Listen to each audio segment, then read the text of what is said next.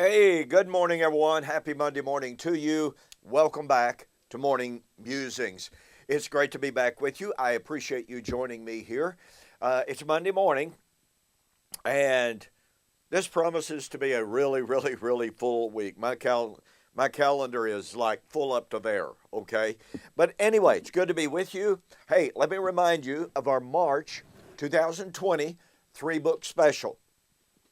Like Father, like Son on clouds of glory, the elements shall melt with fervent heat, and how is this possible?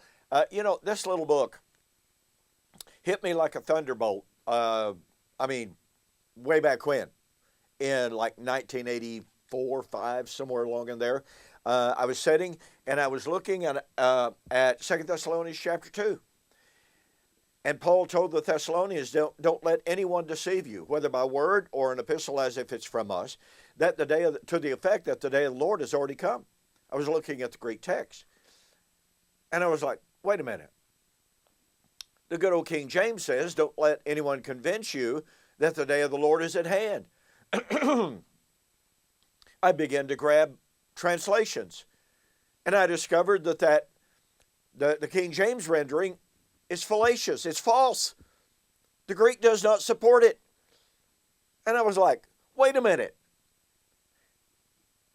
Given the idea of the day of the Lord as an earth-burning, time-ending event, when every dead person who has ever lived throughout time is suddenly reconstituted, recreated, reformed, and revived in the resurrection, how could anybody believe it had already happened? Okay, I'm sitting in my living room. I'm reading an epistle, supposedly from Paul, and it says, the day of the Lord, the end of time, the end of the Christian age, the resurrection of all the physically dead people who have ever lived. It happened yesterday.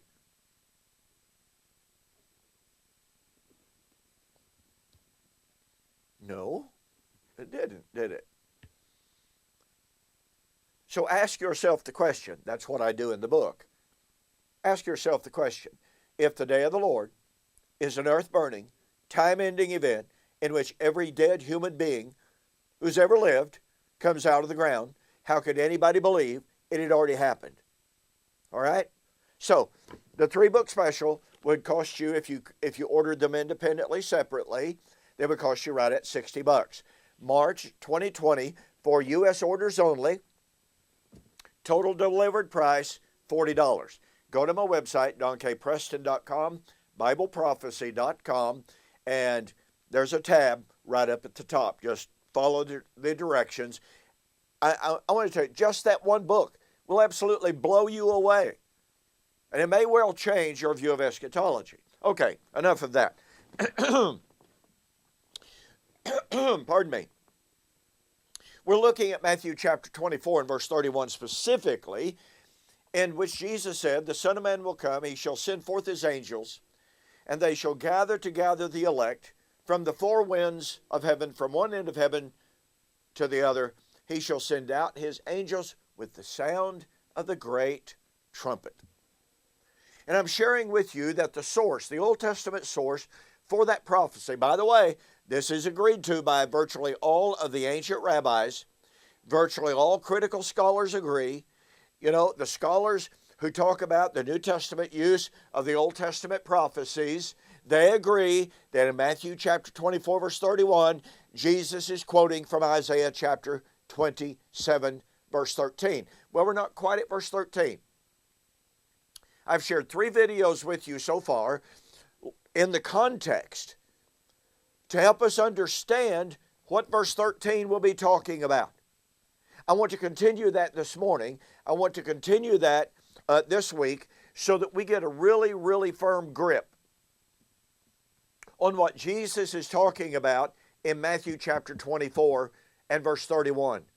And it cannot be, listen to me, it cannot be a yet future coming of the Lord unless you are willing to say that Old Covenant Israel remains as God's covenant people to the present moment, but that the destruction of Old Covenant Israel and the city of Jerusalem is yet in our future. unless you're willing to admit and to teach that, pardon me, then guess what? Matthew 24:31 is fulfilled. So, we've come down in our study. Please go back and look at the 3 previous videos, all right, in which I discussed Isaiah 27. But I want you to notice one more time, verse 7. Has he, that's Yahweh, struck Israel as he, that's Yahweh, struck those who struck him, the nations who struck Israel?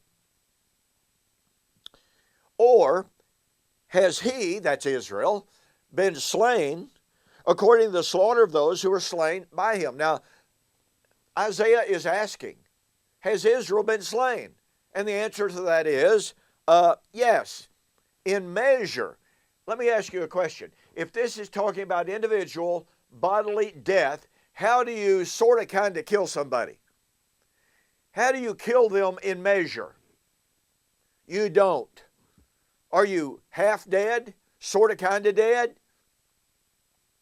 Well, he had killed Israel in measure. How had he killed Israel?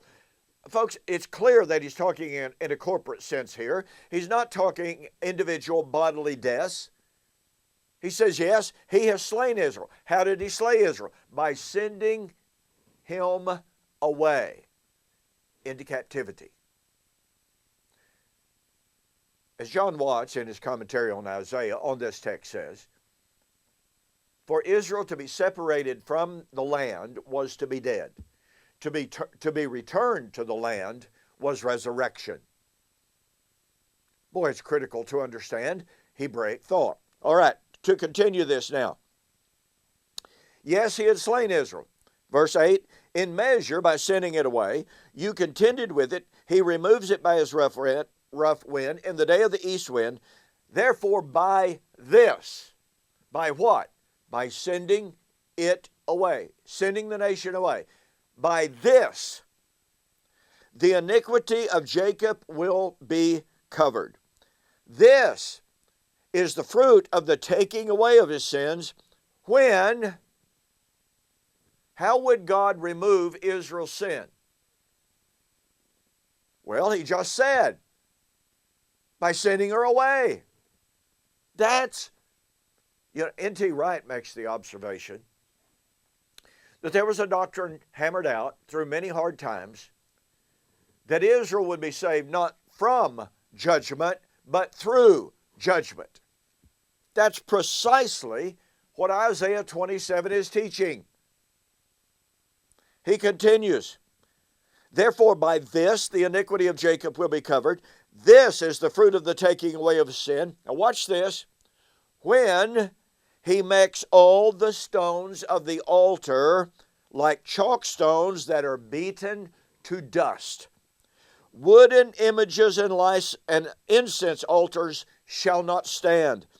The fortified city will be desolate.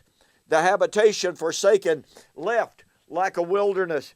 There the calf will feed, and there it shall lie down and consume its branches, which is when its boughs are withered, they shall be broken off. The women come and set them on fire, for it is a people of no understanding. Therefore the one who made them will not have mercy on them, and he who hath formed them will show them no favor. We have a tremendous paradox here. On the one hand, we have the salvation of Israel. On the one hand, the one who created them will have no mercy on them.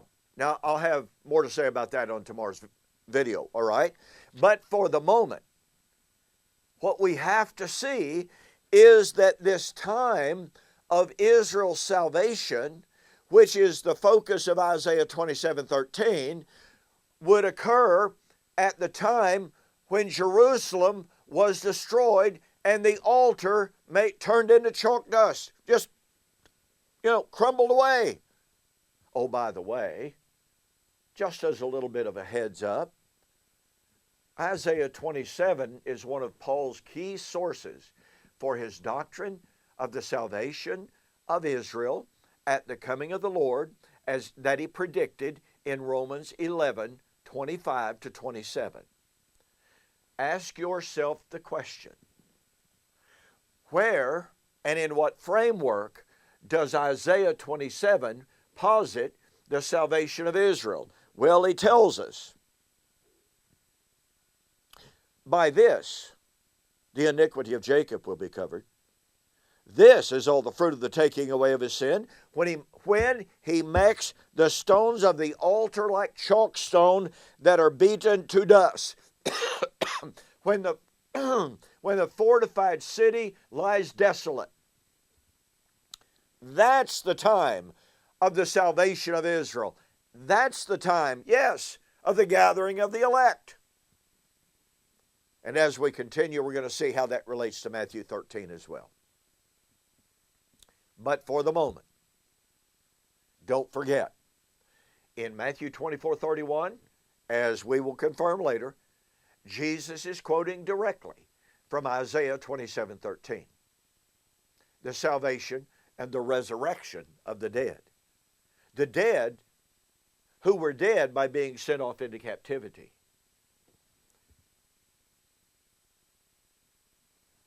This passage proves beyond a shadow of a doubt that Matthew 24:31 is about the fall of Jerusalem, the temple, and the altar in AD 70.